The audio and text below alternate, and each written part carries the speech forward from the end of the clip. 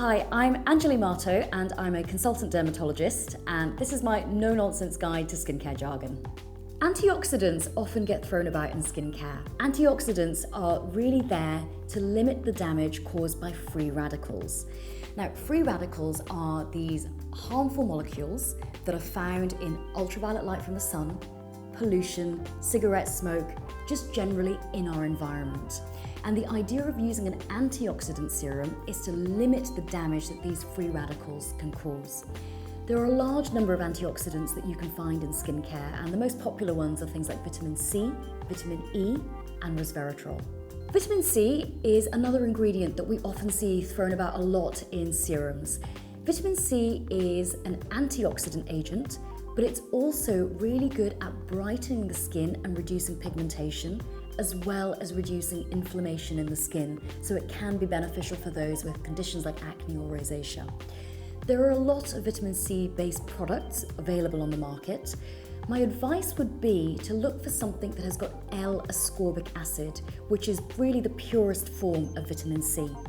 When you're looking for a vitamin C serum, the concentration is also important. So ideally look for products that have at least got 10 to 15% as a minimum to get the best benefit from your skincare. Blue light, or high energy visible light, is one that's come to everyone's attention, particularly over the past few years.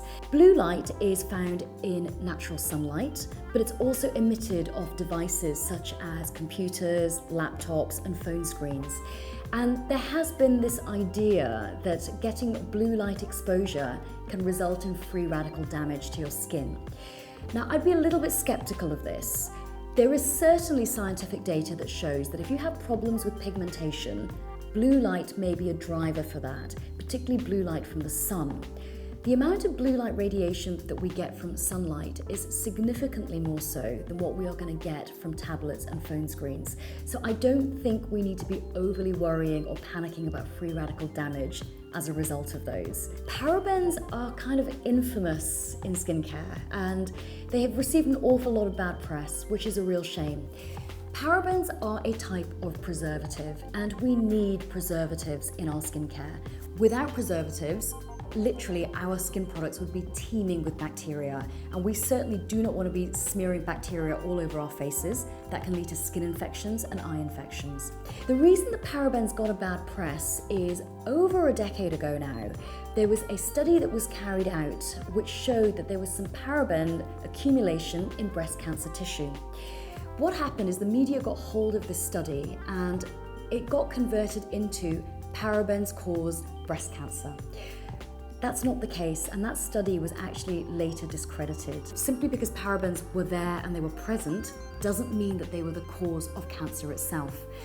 But unfortunately what's happened is the mud has stuck and people are still unnecessarily afraid of using parabens or using skincare products that contain them. What I would say is, personally, I have no problems using products that contain parabens. They don't worry me or they don't concern me. They are still one of the most safe preservative agents that we can find in our skincare. It's becoming very common to see products on the market at the moment that claim to resurface the skin. Now, purely from a skin or a beauty point of view, what we're talking about when we talk about resurfacing is essentially an accelerated chemical exfoliation of the skin. So many resurfacing skincare products will claim to give a sort of glow or brighten up the skin, and they do this by removing the upper layer of dead skin cells. So these products will often contain acids like glycolic acid, for example. Collagen is a protein that is found in our skin. It is what gives our skin its support structure. As we get older, our levels of collagen start to decline, which is why we start to get fine lines, wrinkles, and sagging of the skin. From the age of about 25 onwards, you start to lose about 1% of your collagen per year. I often hear this idea that somehow dry skin and dehydrated skin are slightly different. They're not. Dry skin and dehydrated skin essentially mean the same thing. What you're talking about is how much hydration or water there is in the skin and how much water is being lost from the skin. The vegan skincare market is growing, and that trend looks like it's going to be with us for a significant period of time. Vegan products aren't really under any tight legislation, so there's no real law about what makes a product vegan or not. So you are very much relying on the manufacturer to be honest about whether or not their product has been manufactured in a way that's acceptable to vegans. What I would say is that there are some bodies, such as PETA, that will have a list of products that they are happy to be used, and if you are specifically looking for a vegan product, it may be worth checking their site out. Probiotics in skincare are a trend that have been around for several years, and I suspect will be with us for quite a long period of time too. Probiotic skincare relies on the premise that you are putting bacteria onto your skin to make your skin's natural microbiome or habitat normal and healthy. The difficulty that we have with this is twofold. The first is that the skin microbiome, so the resident bacteria that live on our skin, are very different to our gut microbiome. And a lot of the skincare products that we have will actually use bacteria that are used for the gut microbiome and extrapolate it to working for the skin, even though the microbiomes are different. So that's one point that's worth bearing in mind.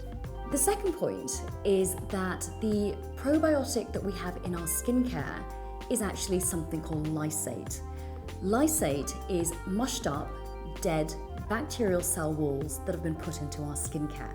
Pigmentation is a really common skin issue that can affect quite a lot of people across all age ranges, and it can range from a couple of brown spots on the skin to even marked pigmentation or a skin condition called melasma, which can occur during pregnancy or due to other hormonal influences such as the contraceptive pill. Treating pigmentation can be quite tricky, and the first aspect of this is to make sure that you are wearing a good quality sunscreen, factor 50, every single day. It's important that that sunscreen offers you protection against not just UVA and UVB, but additionally also high energy visible light and infrared light, which are also wavelengths of sunlight. Other ways that pigmentation can also be addressed include using things like chemical peels, using skincare ingredients like vitamin C, or also potentially having laser treatments to remove them. Thanks for watching, and I really hope you've enjoyed my no-nonsense guide to skincare jargon. For more videos from the pool, click subscribe.